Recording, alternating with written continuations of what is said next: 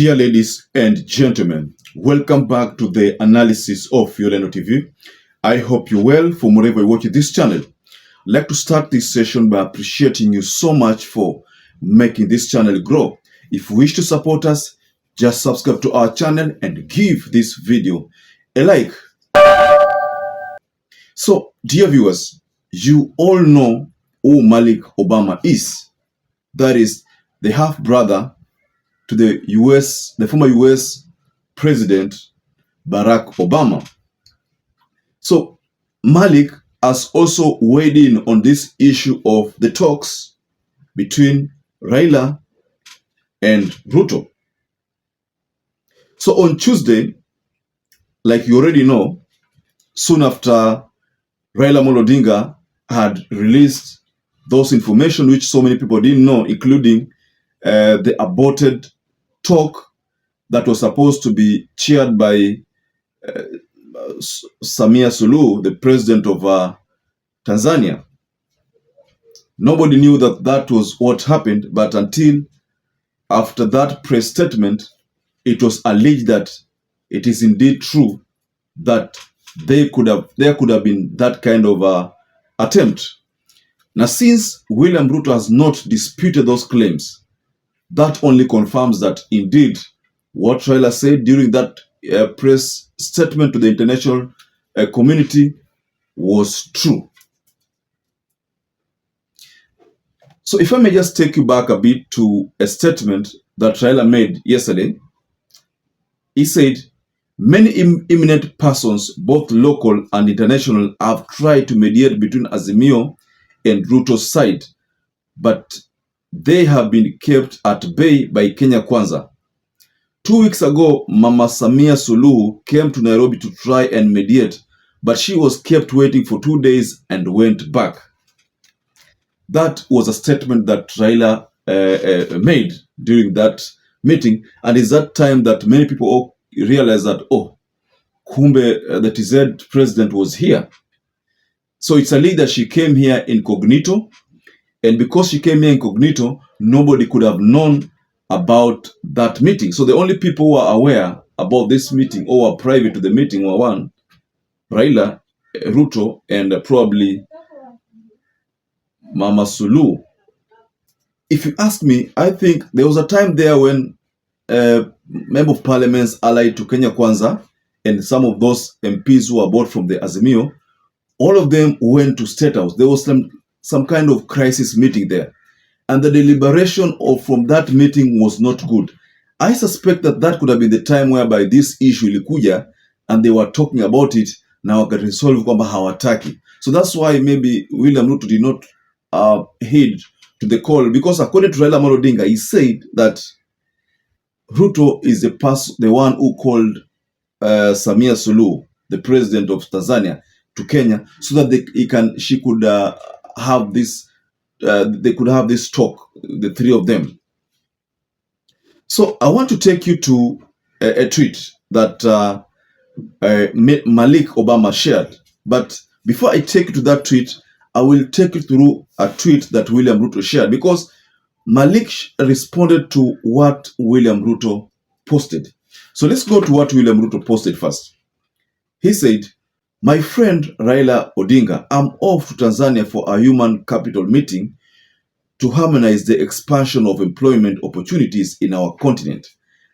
I'm back tomorrow evening, and as you have always known, I'm available to meet one-on-one with you anytime at your convenience. WCR. So soon after that post, so Malik also decided to respond to this. And Malik's response was brief. It was a 2-wording tweet. And this is what he said. Handshake loading. It was that brief.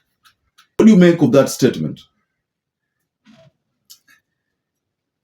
I don't know whether Malik went through the press conference that was being released by Raila Odinga yesterday, when Raila made it known to the international community that he is not after mkate wa kuoza. I mean, that's what he said. Lofty bread. He called it mkate wa kuoza. He is not after that. I want to remind you, ladies and gentlemen, that previously, these people, Kenya Kwanza, whenever Raila Amolo Odinga tried to talk about the grave issues that are bedeviling Kenyans, that is the high cost of living, na huu kabila ambao unaendelea in appointments, they always clinged on handshake. But Raila have been telling them, I'm not interested in this handshake. Because, to be honest, ladies and gentlemen, let's just face the reality. Hii Kenya Kwanza regime iko na shida. Of course, there was the issue of Hustlers Fund, which when Raila Amolo Odinga was asked about it, he didn't want to mention that part of Hustlers Fund. I think he left it to Eugene Wamalwa to talk about it because to him, I think aliona kwamba ni kitu ndogo. I mean, it doesn't make sense. So he just gave it to the other co-principal to talk about the Hustlers Fund, which I think Eugene also said that hii ni project ambayo haina mwelekeo because it was a dead on arrival. That's what Eugene Wamalwa said. So Raila Amolo Odinga, gave a count by count explanation on why this regime has failed. He talked about the issue of oil. You remember hearing about that oil, the policy that these people used? He even went on extent of saying that the government is now importing directly. The government is an importer. As far as opposed to previously where there were third parties who used to do importation on behalf of the government has decided to import wenyewe. But again, the government is importing commodities, but at the same time, bado commodities inakuwa expensive zaidi. So that's what Raila Amolo Odinga asked then, what is the idea behind direct importation by the government? If the idea was to lower the prices, then how comes prices inapanda? So that is one thing that Raila Amolo Odinga mentioned. So back to this tweet from Malik Obama, the half-brother of Barack Obama. Mind you, they share baba moja. Malik Obama and Barack Obama, they share baba moja. So Malik hinted at a handshake between the two leaders, but that is not the picture that is coming out from Azimio. Azimio are not after that. In fact, Raila emphasized that the most important thing is the bipartisan committee, those teams, the two teams, to just talk so that they can deliberate on the way forward. Raila is not interested in a handshake, just like he said yesterday. He emphasized, and I think kama kuna mtu ambaye anasikia, asikie. Kama mtu anataka kusikia, shauri yake. That is what is left. No, they can't keep on telling these people that we are not after handshake, time and time again, whereby they keep on clinging on it as a reason why they cannot do A, B, C, D. You don't expect Raila Amolo Odinga to be the one kupunguza. He can only champion for these needs. And he said that he doesn't feel nice if at all the people who voted for Azimio wanakuwa sidelined simply because the only offense they committed was to vote for Azimio. I mean, that is one of the things that hurts Raila Amolo Odinga the most. And that's why he had to unleash that Solomonic press conference. That was presidential-like. The statement and how he unleashed it, it was presidential-like.